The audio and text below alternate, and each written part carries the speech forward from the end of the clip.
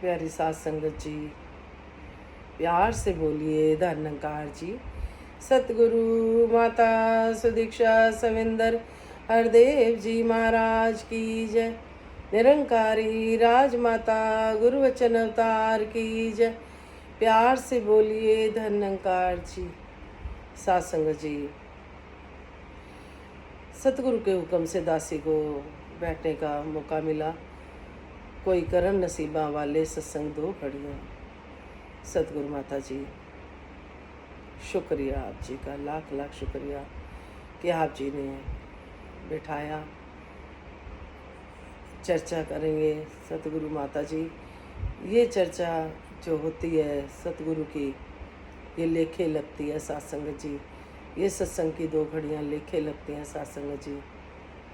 इसी तरह से सत्संग जी, एक बार की बात है, एक इंसान होता है, वो सतगुरु के पास जाता है और कहता है कि मैं बहुत मेहनत करता हूँ लेकिन मुझे कुछ फल नहीं मिलता उसका। गुरु जी कहते हैं अच्छा ठीक है, क्या मेहनत करते हो? कहते मैं दिन रात मजदूरी करता हूँ, दिन रात काम करता हूँ लेकिन मुझे कुछ नहीं फल मिलता।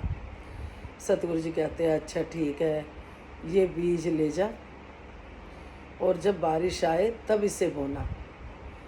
सत्संग जी वो बीज ले जाता है, जब बारिश के दिन आते हैं वो बीज बो देता है तो उनमें से बहुत सुंदर सुंदर फूल निकलते हैं सत्संग जी, हर रंग बिरंगे। और उनकी जो खुशबू होती है, उसको खुशबू को पाकर सब लोग आते हैं वहाँ पे बगीचे में सैर करने, बड़े खुश होते हैं उसकी खुशबू लेकर।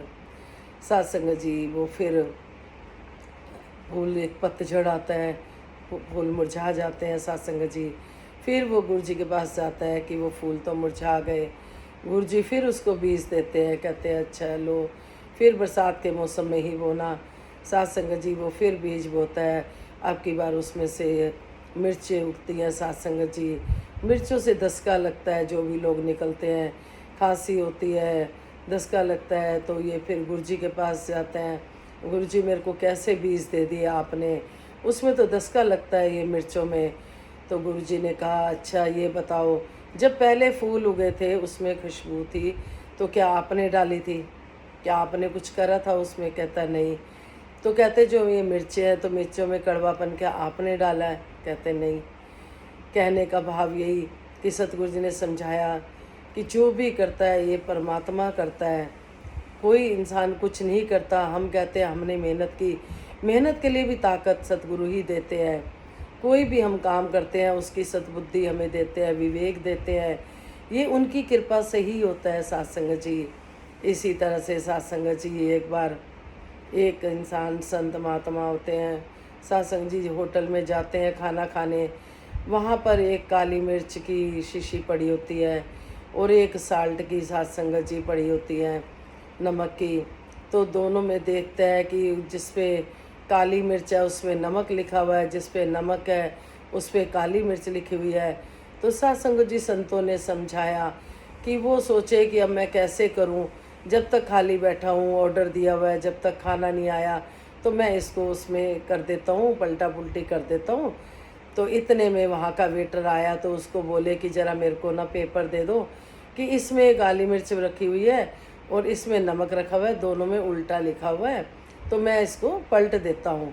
सत्संग जी वेटर ने 2 मिनट नहीं लगाए, उसका ढक्कन उसमें लिखा था जिसमें नमक, उसमें लगा दिया, उसका काली मिर्च पे लगा दिया, मोहरी बदल दी सत्संग जी 1 मिनट में। कहने का भाव यही है, ऐसे ही हमें सतगुरु जब ज्ञान देते हैं, हमें 2 मिनट बाद ही सत्संग जी ज्ञान लेते ही महापुरुष बोलना शुरू हो जाते हैं सब संत महात्मा की। महापुरुषों जी, एक मामूली इंसान से सत्संग जी हम महापुरुष बन जाते हैं। फिर सत्संग जी कहते हैं हम महापुरुषों वाले हम कर्म कर रहे हैं क्या सत्संग जी? अगर हमें सुख लेने हैं सत्संग जी, सतगुरु का संदेश सत्संग जी दासी से सतगुरु खुद ही बुलवा रहे हैं, खुद ही कह रहे हैं। दासी खुद नहीं कुछ भी कह रही सत्संग जी, कि दासी चाहती है सभी को सच्चे बादशाह ये ज्ञान मिले, ध्यान मिले, सुख मिले सभी को, आत्मिक सुख। सत्संग जी जिसकी बहुत वैल्यू है, जिसके पास आत्मिक सुख है उसके पास सत्संग जी सब कुछ है। हम किसी को दोषी ठहराते हैं कि उसने हमारे साथ ये करा वो करा, लेकिन सत्संग जी अगर हम सोचे कि जो भी करता है ईश्वर करता है, तो मन में साथ संगत जी फिर दुख नहीं होता। साथ संगत जी तो हमारे कर्मों का लेखा जोखा भी होता है। साथ संगत जी जो सतगुरु के दर पे आके जब हम सिमरन करते हैं, बख्शवाते हैं, तू ही निरंकार मैं तेरी शरणा मनु बख्श लो, जब हम हर श्वास में ये सिमरन करते हैं साथ संगत जी और सतगुरु के वचनों पे चलते हैं, तो कृपाएं होती चली जाती हैं। कहने का भाव यही है साथ संगत जी, मन के वचन गुरु दे जीवन सवार लइए, तकिए ना दूजिया नू खुद नू सुधार लइए। अगर हम खुद को ही सुधार लेते हैं तो साथ संगत जी अपने आप ही फिर कृपा होती चली जाती है। साथ संगत जी इसी तरह आत्मा के सफ़र की बात दासी ने थोड़ी सी रखी थी कि जो आत्मा साथ संगत जी एक बार एक ब्राह्मण होता है, वो जा रहा होता है साथ संगत जी, घर घर से मांग रहा होता है, तो उसको कोई कुछ नहीं देता, धुतकार देते हैं उस ब्राह्मण को। तो एक योगी जी निकल रहे होते हैं, योगी जी देखते हैं ये ब्राह्मण भूखा प्यासा और उसे कहते हैं कि किन से मांग रहे हो आप, ये जिनसे मांग रहे हो ये इंसान नहीं है, ये सिर्फ इंसानी चोला है। साथ संगत जी योगी जी समझाने के लिए ऐसा उनको बोलते हैं और एक चश्मा देते हैं, कहते हैं अब की बार तू जिससे मांगेगा पहले चश्मा पहनना, देखना आपको पता चल जाएगा वो पिछले जन्म में क्या था। तो साथ संगत जी वो चश्मा ऐसा था जिससे कि पिछले जन्म का पता चल जाता था। तो ब्राह्मण ने चश्मा पहना, एक इंसान से मांग रहा था कुछ खाने को, लेकिन पहले चश्मा पहन के देखा तो देखा ये तो पिछले जन्म में पहले शेर था। तो अभी इसकी मतलब कि सिर्फ चोला बदला है, अभी आत्मा पे कोई फ़र्क नहीं पड़ा है, क्योंकि जब तक गुरु नहीं मिलेगा आत्मा साथ संगत जी हमारी वो नहीं हो सकती, निर्मल नहीं हो सकती। एक पत्थर दिल को मोम बनाने के लिए सतगुरु की ज़रूरत पड़ती है साथ संगत जी। फिर वो दूसरे घर में गया, चश्मा पहना, देखा ये पिछले जन्म में तो डोगी था।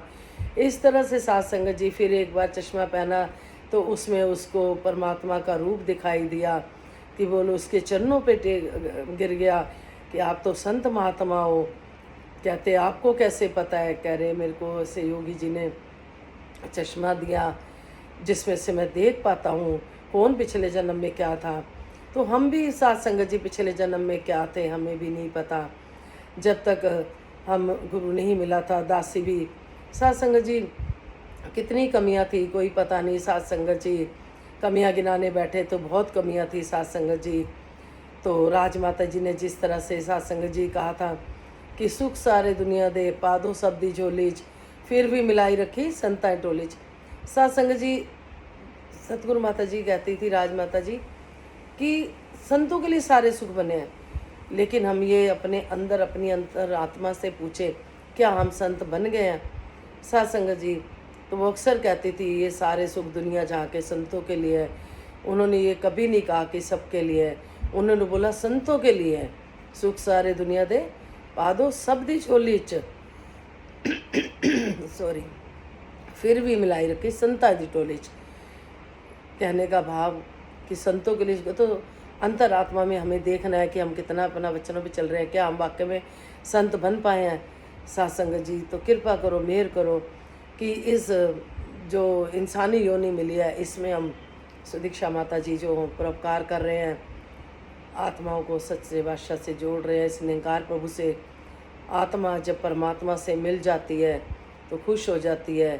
कृष्ण भगवान जी ने भी कहा है साथ संगत जी अर्जुन जी को कि मेरा जो विराट रूप देख लेता है, मुझे जो जानकर भक्ति करता है, जो मुझे जानकर भक्ति करता है, फिर वो मेरे पास ही है। साथ संगत जी मेरे अंदर ही है। साथ संगत जी कहने का भाव यही है कि जो आत्मा होती है अग्नि जला नहीं सकती, शस्त्र काट नहीं सकते, वायु उड़ा नहीं सकती, पानी भिगो नहीं सकती, कोई भी आत्मा का कुछ नहीं बिगाड़ सकता है। साथ संगत जी तो कृष्ण भगवान ने जो अर्जुन को ज्ञान दिया था, आज सुदीक्षा माता जी वही ज्ञान हम सबको दे रहे हैं। उसी ज्ञान पे साथ संगत जी फिर देख के भक्ति करना। साथ संगत जी जो इसको देख के भक्ति करता है उससे परमात्मा खुश होता है। बिन देखे की तो कहते हैं संत महात्मा विलाप होता है, विलाप होता है। बिन देखे भक्ति करना, देख के भक्ति करना। साथ संगत जी जिसको हमने देखा ही नहीं तो प्यार कैसे होगा, ऐसा संत समझाते हैं। दासी ने कुछ भी बात अपने पास से नहीं कही, जो कुछ भी सीखा बस आप संतों से, अपने बहन भाइयों से शेयर करा, क्योंकि पूरा संसार ही एक परिवार है। साथ संगत जी, हमें मनों से दीवारें रहित रखना है इसको। साथ संगत जी, संत समझाते हैं, दासी जब छोटी थी तो अपनी मम्मी को बोलती थी कि जब एक भगवान के हम सब बच्चे हैं तो फिर हम क्यों तेरी मेरी करते हैं। तो साथ संगत जी, कहने का भाव यही है कि एक परमात्मा है हमारा और हम सब उसके बच्चे हैं। हम मिल के रहें, प्यार से रहें, सभी को खुशी देते हुए जीवन बीते, मिलवर्तन से बीते। तो साथ संगत जी, कोई गलती होगी वो क्षमा करना, प्यार से बोलिए। धन्यवाद जी।